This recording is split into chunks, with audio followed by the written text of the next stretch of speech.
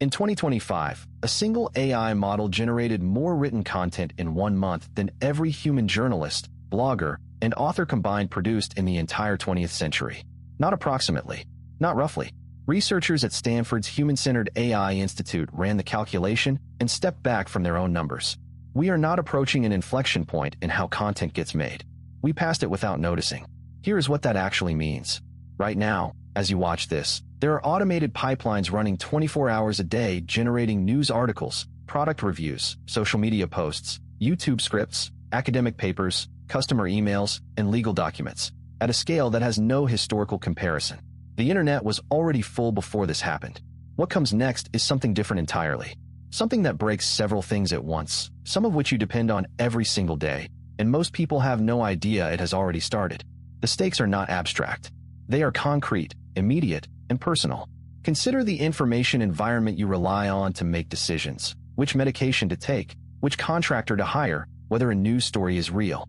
That environment is being restructured right now, not by regulators or editors, but by models running on rented compute at a cost of fractions of a cent per thousand words. And the people deploying those models have every financial incentive to produce more content, not better content. Two specific things are breaking in parallel. The first is economic. The content economy, which employs an estimated 4 million people in the United States alone across writing, editing, design, photography, and video production, is facing a structural collapse comparable to what streaming did to the DVD rental industry, except compressed into roughly 3 years instead of 12. The second is epistemic, your ability to know what is real, not in a philosophical sense, in a practical, daily, who do I trust sense. Both of these are happening simultaneously, and they are feeding each other. To understand how we arrived here, you need to go back to 2017.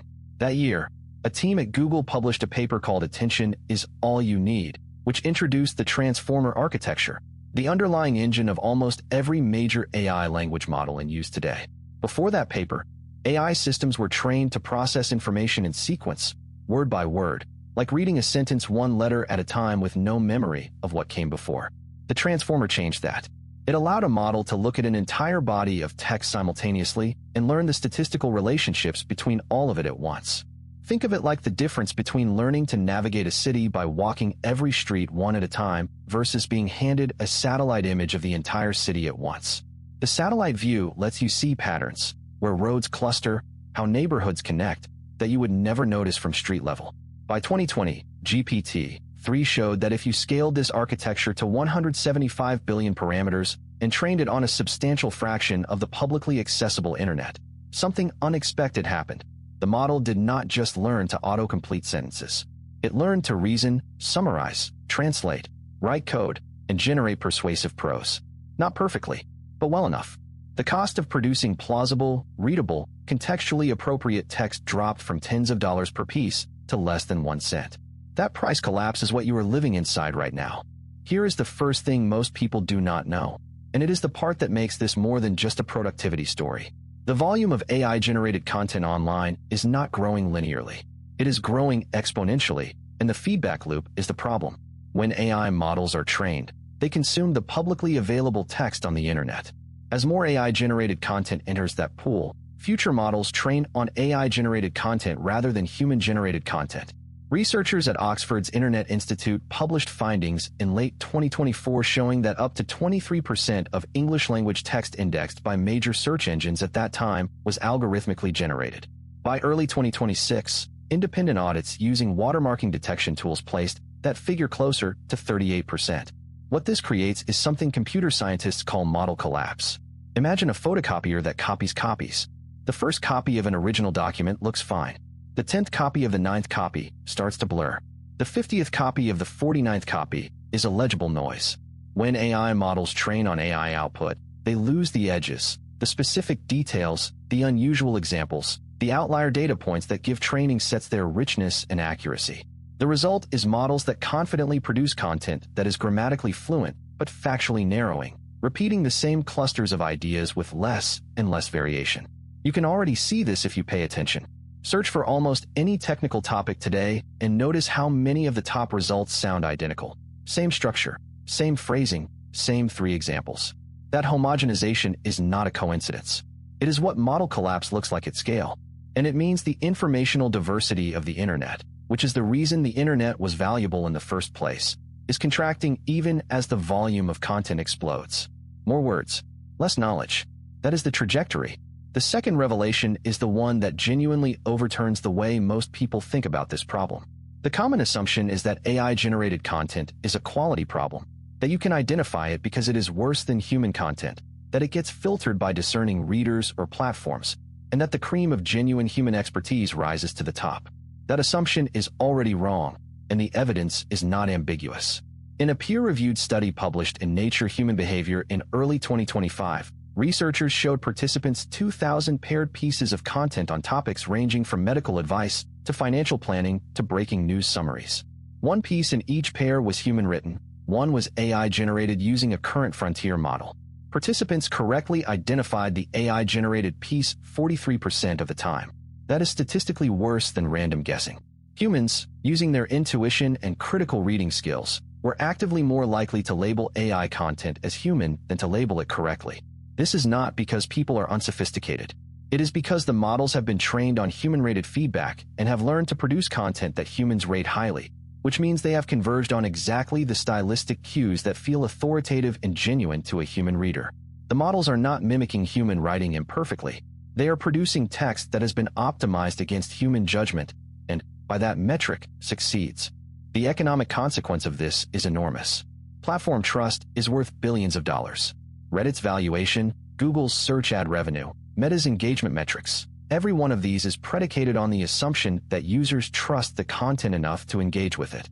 When 43% detection accuracy becomes 30% and then 20% as models improve, the entire social architecture of online trust collapses silently, without any single dramatic event to point to. So how does the content generation pipeline actually work at scale? The answer is more automated and more coordinated than most people imagine. A typical high-volume content operation in 2026 looks like this. An operator selects a target domain, say, personal finance or health information or local news, which has been gutted by layoffs over the last decade and left enormous coverage gaps. They connect a large language model to a web scraping tool that monitors trending search queries in real time. When a topic spikes in search volume, the system automatically generates a piece of content targeting that keyword cluster, complete with headers, internal links to other AI-generated pieces on the same site, and a call to action. The whole cycle, from trending query to published article, takes under 90 seconds. Then a second layer of automation distributes that article across social media accounts using scheduling tools, creates short-form video summaries using text-to-video models, and generates engagement replies and comment sections to seed discussion. None of this requires a human to be awake. The operation runs continuously, and the marginal cost of producing the 10,000th article is identical to the cost of producing the first one. The analogy that makes this click is manufacturing. Before the Industrial Revolution, a craftsman could make one chair in a day. After it, a factory could make 10,000. The chairs looked identical, and most people could not tell the difference from a distance. What the factory destroyed was not just the craftsman's livelihood. It was the entire ecosystem of skill, variation, and local knowledge embedded in handmade goods. That is what is happening to information right now, and the factory opened last Tuesday and is running 3 shifts. The counterintuitive element here is that the problem is worst for high-quality content, not low-quality content. Bad AI-generated content gets flagged and filtered. Mediocre AI content that sounds professional gets indexed, ranked, trusted, and shared. The complications here go beyond economics, and they are already visible in real-world cases. The first involves legal and democratic infrastructure. In 2025, the Federal Election Commission was asked to rule on whether AI-generated political ads required disclosure. They deadlocked. Meanwhile, coordinated networks of AI-generated political content were documented in 17 countries during national elections, generating over 200 million impressions in some campaigns. No platform had a consistent enforcement policy. Most still do not. The second complication is scientific. Academic publishing, already under pressure from the replication crisis, is being flooded with AI-assisted papers that pass peer review. A 2025 audit of papers submitted to mid-tier journals in medicine and computer science found that between 18 and 26% showed high likelihood of AI generation in their methodology sections, the part of a paper that is supposed to document original experimental procedure. If the methodology is synthetic, the science built on top of it is built on air. The third complication is harder to quantify, but may be the most consequential. Human creativity depends on exposure to other human creativity. Writers develop voice by reading widely. Musicians evolve by hearing what other musicians do. If the content environment increasingly consists of AI output trained on prior AI output, the raw material of human creative development degrades in ways that are slow, invisible, and cumulative. We do not have a good name for this yet, but it is happening. If you work in any field that produces or curates information, this is not a distant concern. This is your next 3 years. Copywriters, journalists, marketing professionals, technical writers, educators who produce content, legal researchers, and financial analysts who write reports. These roles are not disappearing uniformly, but they are being restructured at a pace that organizational hiring cycles are not built to handle. The practical reality is this. By 2028, the Bureau of Labor Statistics projects a 21% decline in employment for writers and authors. That projection was made using conservative assumptions about AI adoption rates that most practitioners now consider outdated. The real number is likely higher. What survives is not writing as a skill, but writing as a judgment capacity. The ability to identify what is wrong with AI output, to verify claims against primary sources, to exercise editorial discretion. The people who adapt are the ones treating AI as a tool they direct rather than a process that replaces them. There are 2 concrete things to watch. The first is how Google's search algorithm handles the coming content flood. Google has already updated its helpful content system twice in 2025, and each update has caused significant ranking volatility for AI-heavy sites. If you run a website or depend on search traffic professionally, your exposure to this is real and immediate. The second is the emerging market for provenance tools, services that cryptographically verify the human origin of content. The Content Authenticity Initiative, backed by Adobe and now joined by over 1,000 news organizations, is building watermarking standards that may eventually become a legal requirement. That is where the market is moving. Where does this go in the next decade? The honest answer is that the current trajectory leads to a bifurcated information ecosystem. On one side, an enormous volume of synthetic, algorithmically optimized content that is cheap to produce and indistinguishable to most readers. On the other side, a smaller, premium layer of verified human-produced content that carries provenance credentials and commands a price premium precisely because it is scarce. We have seen this before. After industrial printing made books cheap and ubiquitous, hand-illuminated manuscripts became luxury objects. The irony is that what was once the default became the luxury. The transformation of information from a shared commons into a tiered market is not inevitable. It depends on decisions being made right now by regulators, platforms, researchers, and individual people who choose what they consume and what they trust. The tools to navigate this exist. The awareness to use them